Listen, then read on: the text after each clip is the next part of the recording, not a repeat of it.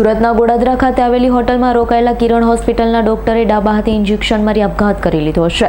તો મૃતદેહ પાસેથી જ 2 પેજ મળ્યા હતા. એક પેજમાં પત્ની ધારાનું ચિત્ર બનાવી આઈ લવ યુ ધારા અને અન્ય પેજ પર ન્યાય લખ્યું હોવાનું સામે આવતા ચકચાર મચી.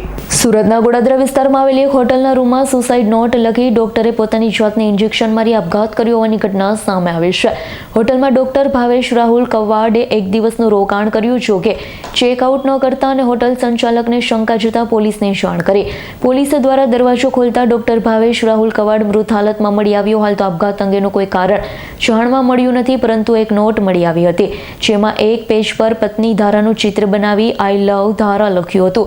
બીજા પેજ પર ન્યાય લખ્યું હતું, જેને લઈ અનેક ચર્ચાએ જોર પકડ્યું છે.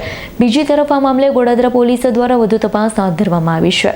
Bureau report S9 news Surat.